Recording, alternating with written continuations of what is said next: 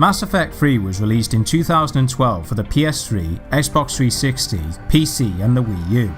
Developed by BioWare and under the direction of Casey Hudson, Mass Effect 3 got a lot of hype through the internet as it was the follow-up from the successful predecessor Mass Effect 2, and is considered the final chapter in the Shepard trilogy. But how does the third game compare to the others that came before? Sounds important. The game begins with Commander Shepard, who's back with the Alliance, is being detained due to his or her involvement with Cerberus, as well as being questioned about the imminent Reaper invasion. With their suspicions confirmed and the Reapers purging the entire planet, Shepard must unite all races in the galaxy to stop the mass genocide. The characters in Mass Effect 3 are more humanised this time around. Although Shepard and his or her allies are determined to defeat the Reapers, they're self-aware of the consequences of failing and realise their plan is a desperado as the situation gets worse. The Reapers have also been given character development.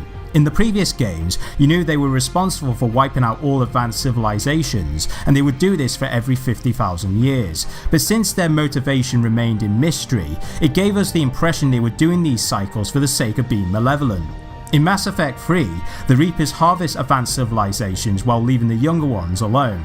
This is because they believe if it wasn't for their intervention, all life in the galaxy would be in jeopardy, as they'll create technologies which could destroy their own kind, target other inferior races, and possibly challenge the Reapers themselves. This is clever writing because not only it gives the Reapers legitimate motives, it also asks ourselves what would happen if we became too absolute. There's a saying that you can be a victim from your own success, which might be hard to believe at first, but as we use every resource on our planet, this statement isn't so far-fetched when you take the environment and their inhabitants into consideration. Now I know there's been many discussions about the Reapers' origins and why they do these cycles, but what I'm saying is I like the fact they're not one-dimensional antagonists. The dialogue choices have made a return, and they are identical to their predecessor, with the option to use Paragon or Renegade actions depending on the situation. Shepard can interrupt conversations at certain points, but I think there are fewer opportunities than those in Mass Effect 2. Still, Shepard can still pursue a romance either by re-establishing with someone from the previous game or starting up a new one with someone else. Before starting a playthrough, you have the option to create your own custom male or female Shepard, but if you kept your save from the previous titles, all the decisions you made will carry over. However, what I did notice is that for some reason my character's facial features didn't transfer over, which I didn't understand why. As always, you'll be tasked to choose a class which will determine what abilities you'll have at your disposal, and as you kill enemies you'll gain points that will make your character more effective. In Mass Effect 2, once a certain ability was maxed out, you had to decide how that perk would behave. Mass Effect 3 makes you more aware of this factor, as some perks can benefit Shepard alone or could affect your entire squad. Choosing the right companions is important, but unfortunately, your options of who you want to fight alongside Shepard aren't as many. Game director Casey Hudson wanted to have fewer companions because he planned to focus on, quote, deeper relationships and more interesting interplay. To me, I find that hard to believe because the characters in Mass Effect 2 were written to make them feel distinct to one another, and because of the loyalty missions, it made them more likeable when it came to the suicide mission.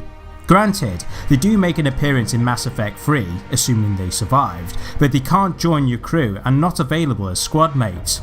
While they do have a place in the story, I think it's bullshit they can't fight alongside Shepard despite how compelling they were in the previous title.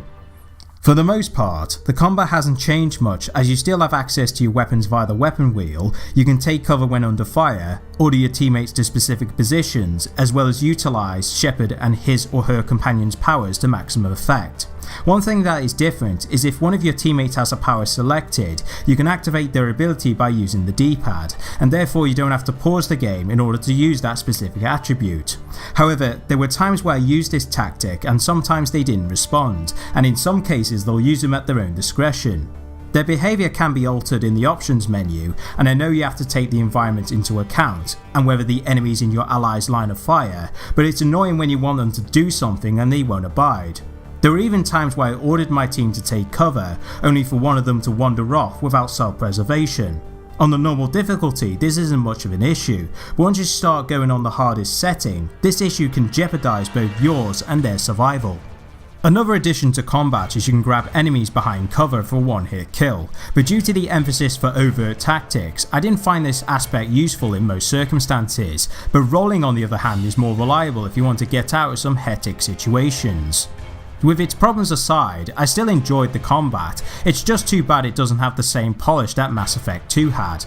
Your main objective is to gather war assets, which in turn increases your EMS or effective military strength, and this is done by forming alliances with other races, as well as scanning planets for additional equipment. Side missions contribute to this, but unlike the loyalty missions in Mass Effect 2, I didn't find these entertaining in the long term because once you've got enough, you don't have to pay attention to them fully. As you complete missions, you'll earn credits that can be spent on upgrading your weapons, or by purchasing new equipment from merchants. However, if you visited the same shop on the Citadel, all of their stock can be accessed on the Normandy.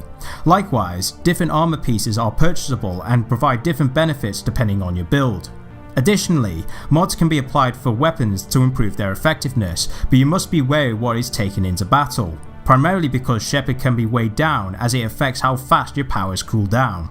For the first time in the series, BioWare has implemented a cooperative multiplayer. This mode consists of eliminating numerous waves while completing certain objectives in the process, and just like the single player, credits and XP are awarded to improve your character.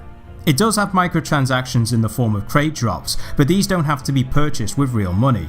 Your actions in multiplayer also affect your galactic readiness, which determines your EMS, and could affect the conclusion to the story, but more on that later. All in all, the multiplayer was entertaining and I'm surprised it still remains active, but with Mass Effect Andromeda on the horizon, which is also going to feature a multiplayer component, it's likely the player base for Mass Effect 3 will recede. Graphically, the game hasn't changed much compared to Mass Effect 2, since the PS3 version, which is the platform I'm reviewing, uses the same game engine, but there is some excellent lighting effects, the sound design for the weapons have weight to them, the music is fine, and the voice acting from the entire cast are on point. But on the other hand, the frame rate is inconsistent as it bounces from being smooth to being incredibly choppy, and there were moments of texture popping. The next part I want to discuss will feature spoilers, so skip to this point if you don't want to see them. One of the criticisms Mass Effect 3 got was how the original ending, or endings shall I say, left a bad taste in many people's mouths, myself included.